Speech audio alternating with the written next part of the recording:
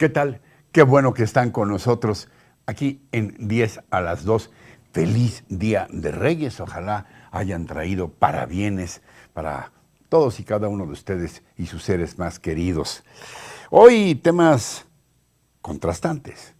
A propósito, la casa de la contradicción. 4T, justicia injusta. UNAM, AMLO, el matricidio. Espero que sean de su interés. Aquí están.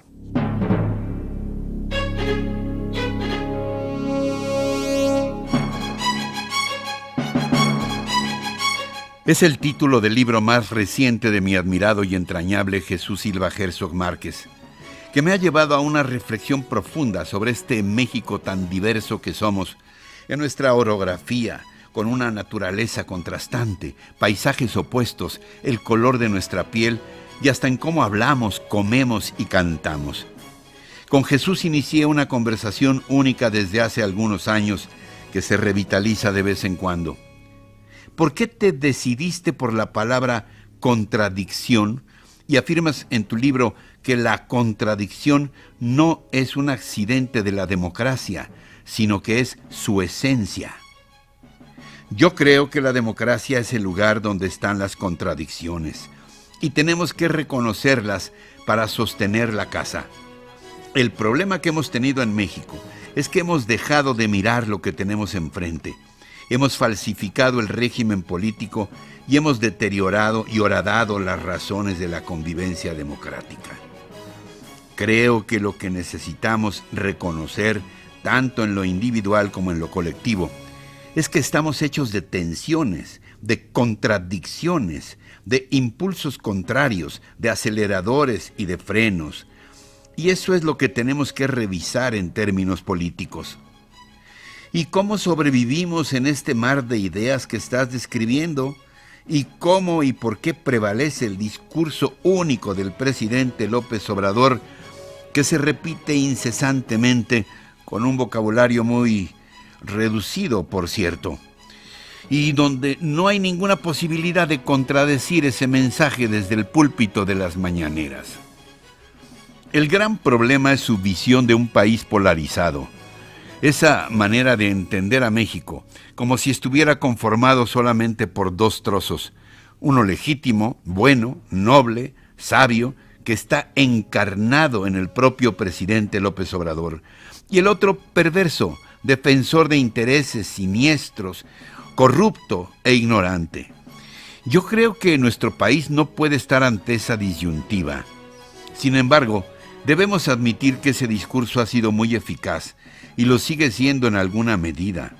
Tal vez porque AMLO es capaz de presentarse como una figura que los mexicanos reconocen como propia, como suya.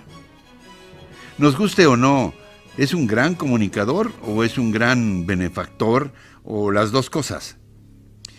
Pues yo creo que sobre todo es un gran comunicador. Lo de benefactor está por verse, y es que los números no avalan su agenda de que primero los pobres se esté cumpliendo. Ahora, sobre el símil que haces entre la construcción de una casa y la construcción de un país, ¿cuáles dirías que son los elementos fundamentales para poner cimientos comunes, una argamasa lo suficientemente sólida para sostener esta casa de la diversidad y las contradicciones? Yo creo que lo primero que nos hace falta es el piso, el que no hemos tenido hasta ahora, que estamos celebrando los 200 años de la consumación de nuestra independencia. No hemos sido capaces de construirlo en toda nuestra historia. Y ese piso es la legalidad, una base de Estado en donde a todos los mexicanos se nos garantice la paz y la protección elemental a que tenemos derecho. Que nuestra voz sea escuchada por gobiernos y jueces en igualdad. Y continuando con el símil de la casa, necesitamos saber platicar, reunirnos en la cena con la idea de que cada uno de los integrantes de la familia puede tener gustos, propósitos y valores diferentes, pero sin agredirnos ni golpearnos.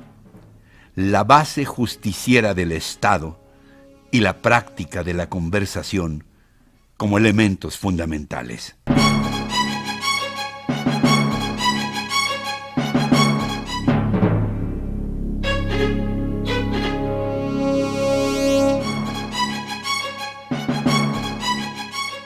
Los recientes alardes fronterizos del presidente López Obrador son claro ejemplo de un concepto de justicia caprichuda y fantoche. Ofrecerle al impresentable Jaime Bonilla, gobernador saliente de Baja California, el cargo que él quiera en el gobierno y legalizar 500,000 de autos chocolate ahí mismo, son señales inquietantes. Jaime Bonilla quiso imponerse ilegalmente 2 años más en su gestión, durante la cual no ha demostrado ser un dechado de virtudes ni de aptitudes, salvo la de ser incondicional salamero con el presidente. ¿Alguien podría argumentar que es justo que el señor Bonilla ocupe el cargo que se le pegue la gana? Yo siempre he creído que uno de los mayores actos de corrupción es asignar o aceptar un nombramiento para el que no se está preparado. Pero bueno, en el actual gobierno federal abundan los ejemplos.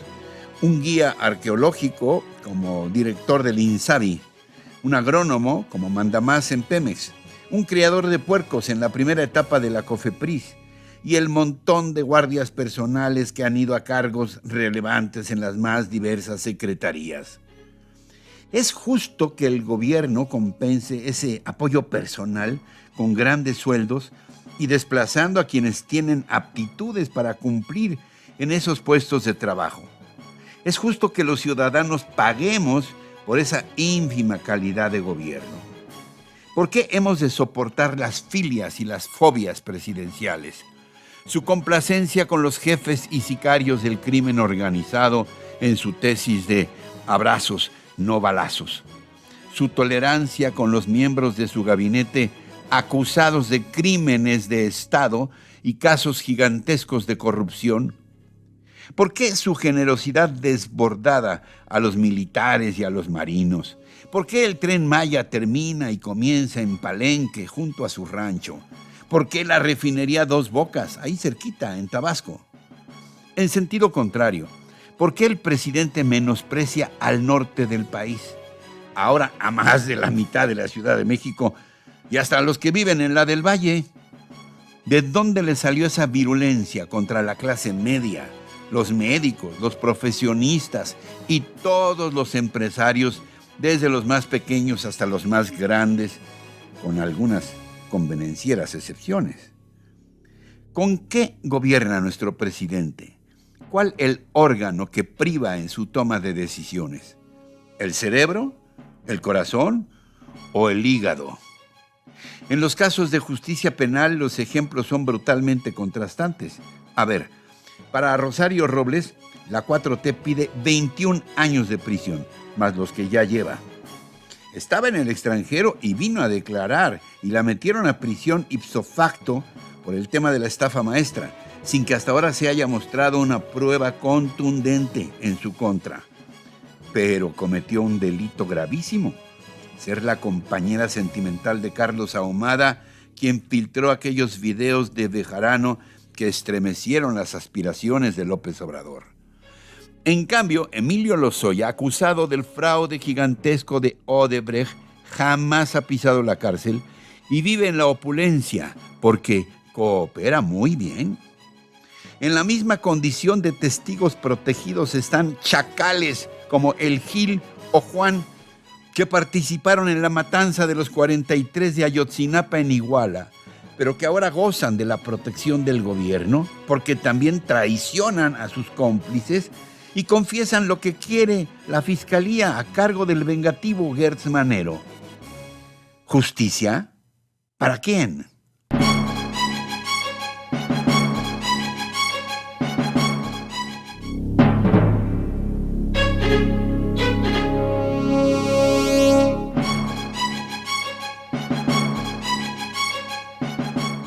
Tal vez exagero, pero el embate del presidente a nuestra UNAM me recuerda aquel clásico bizarro del Alarma: mató a su madre sin causa justificada.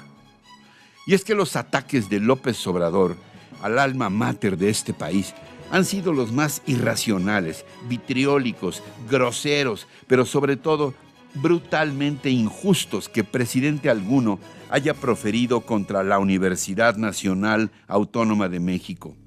Como quien habla mal de su madre, 3 días seguidos y vociferantes desde su trono. Jueves 21 de octubre. Hasta la UNAM se volvió individualista, defensora de proyectos neoliberales, perdió su esencia, ya no hay derecho constitucional, ya el derecho agrario es historia, el derecho laboral, ahora todo es mercantil, civil, penal. Fue un proceso de decadencia. Viernes 22 de octubre. No solo la UNAM, todas las universidades fueron sometidas por el pensamiento neoliberal. Todas. Es lamentable que la UNAM se haya derechizado como sucedió en los últimos tiempos. Lunes 25 de octubre. Apenas si los testereé, les dije que se había derechizado la UNAM. Estoy absolutamente seguro de que eso fue lo que sucedió en todo el periodo neoliberal. Se llenaron las facultades de ciencias sociales de conservadores. Para empezar, el presidente miente descaradamente al decir que hayan desaparecido carreras de carácter social. Por el contrario, se han multiplicado las que se ocupan de los más desprotegidos y del futuro, como derecho indígena y derecho ambiental y desarrollo sustentable, entre muchas otras. Luego vuelve a cometer los pecados de siempre, esa enfermiza actitud de generalizar, cuando afirma que la UNAM y todas las otras universidades han sido sometidas por el pensamiento neoliberal, pero sin aportar ni un solo argumento documentado de esa absurda afirmación. O sea, es cierto solo porque él lo dice. Tampoco explica cómo se dio el proceso de derechización, ni quiénes y cómo operaron los conspiradores para llevarlo a cabo. Lo mismo que hizo con el aeropuerto de Texcoco. Se acaba porque es un grupo de corruptos, pero jamás denunció a algún presunto culpable. Apenas si los testereé, dice, pero se olvida del poder inmenso que tiene de por sí un presidente, más el que ha acumulado. Así que en lugar de proponer e incluso convocar a un debate, señala con dedo flamígero, juzga, condena y además incita a sus huestes al linchamiento de quienes no se someten a obediencia ciega.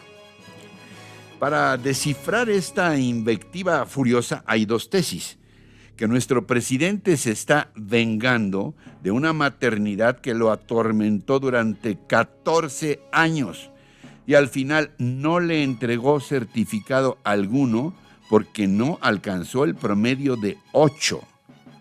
Me resisto a creerlo. Sería un asunto de psiquiatría.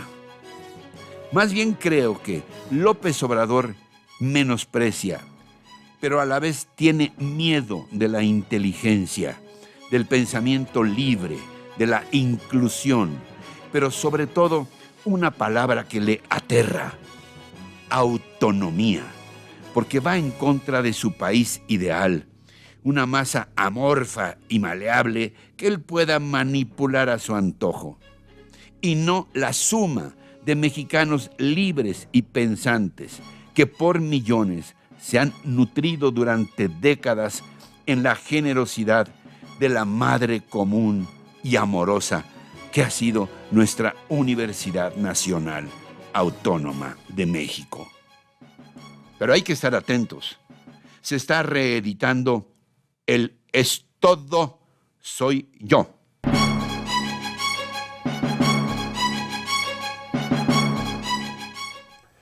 Gracias por habernos acompañado. Recuerden nuestros contenidos completitos en nuestra página rochainforma.com y recuerden también que los espero el día de mañana aquí en 10 a las 2. Hasta entonces, hasta siempre.